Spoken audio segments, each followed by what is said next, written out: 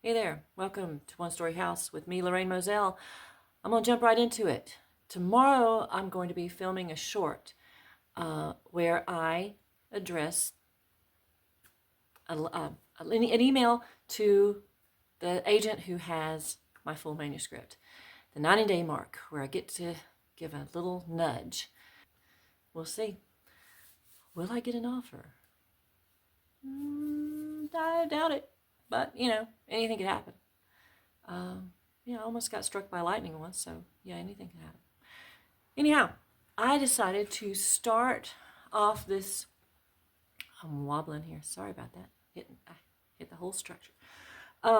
Decided to start off this with, since tomorrow is about nudging the agent, I decided to read and attach in the description the query that got this agent's attention to begin with and why she requested my full manuscript. Now, this is one of several queries that I sent out for this particular book. This is my second book, That Which Is True Cannot Be. And it had many revisions over and over. Yes. And I sent them out. So I got attention for a couple of my other ones, my other query versions, and then this last version is the one that got this particular agent. Somehow, as I talk, I'm remembering more and more. I'm like, oh, maybe I got that little, yeah. So anyway, ignore that. This one is the one that got, because I tweaked the part. I'm just all over the place today. It's been one of those days. The morning has been quite stressful with my youngest son, and he's mellowed out right now. He's in the room with me, so if you hear anything, it's probably him. So here I go. And I'm replacing the name of the agent with agent, okay, to save her identity. Okay, so I had to pause for a minute to collect my thoughts and also to collect my mic. So sorry, Art, I forgot to clip it on. I totally forgot. I'm not used to it. It's not part of my pattern yet, so bear with me. Okay. And if anybody's wondering who Art is, he's one of my viewers that has helped me out with the mic situation. So, yeah. Okay, onward to the query. Here we go. Here goes nothing. Dear Agent, Erin Geoffrey is counting down the last 7 days of her life with a pocket full of Jolly Ranchers, a bottle of pills, and her ancient pugapoo Aggie at her side. 17 years after the night she killed her sister and left her body in the woods of rural Georgia, she's finally ready to make peace with an eye for an eye atonement. When her former employer, Genie... What?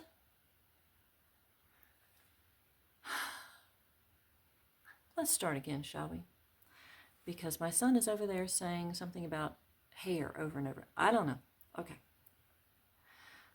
Rewind and start again. Except, usually I would turn it off and record it all over. No, not this time. So bear with me. Take 2. Fluff up my hair. Fluff up my hair. Fluff up your... Oh, okay. He's saying fluff up my hair. Well, that's what I was saying before I got back on the camera. That's let me fluff up my hair. Okay. Now you know. Okay, get back in the zone. Erin Geoffrey is counting down the last 7 days of her life with a pocket full of Jolly Ranchers, a bottle of pills. Can I get through this, please? Fluff up my hair, Sergeant. Fluff up my hair. Fluff up my hair, Sergeant. Sergeant. Sergeant. Okay, all right. Fluff up my hair. Okay, I think I'm going to have to, let me have to pause for a little while. Because he's a little obsessed right now with my line. Okay. Fluff up my hair. Okay, let's repeat something else that I've said, okay? I can't say it. I like to say fluff up my hair. Yeah. All right. Okay, I will be back any minute. I hope and pray. Okay, hold on. Okay. Take 3. All right, I accidentally knocked my whole stand. It's wobbling around, but I have my mic, and I'm going to try again. Okay, he was quiet. I swear, he was quiet for 30 seconds. No. And now he's not. Yes, you were. Okay. Anyway. You know, I may have to just put this down in the comments, and you can read it for yourself. It looks like that's going to be the way. Okay. If I can just get out the first paragraph, and you can read the rest. Bear with me.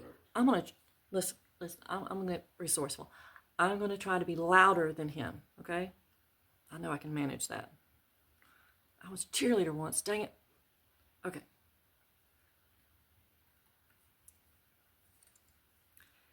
Erin Geoffrey is counting down the last 7 days of her life, with a pocket full of Jolly Ranchers, a bottle of pills, and her ancient pugapoo Aggie at her side.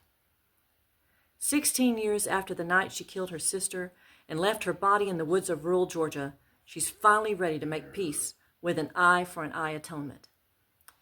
When her former employer, Genie, invites her to spend a week at Tenbury House, a beautiful Victorian home in the neighboring town, Erin accepts, hoping for an idyllic respite before her final sunset.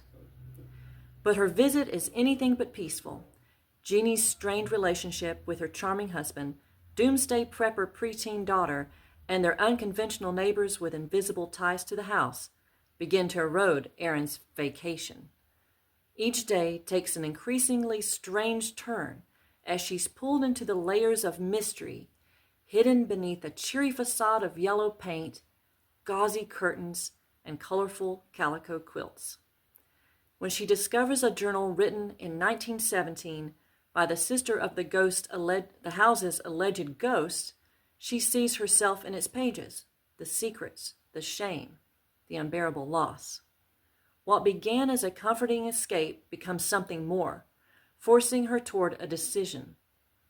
Should she stick with her plan or trust in the words of a dead woman?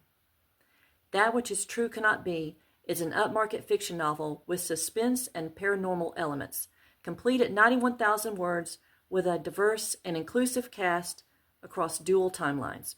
It should appeal to readers who enjoy grief-laced mysteries in the vein of the Ghost Notebooks by Ben Dolnick, but want their heavy mixed with a bit of levity. If you put I can't even talk today. Let's try that again.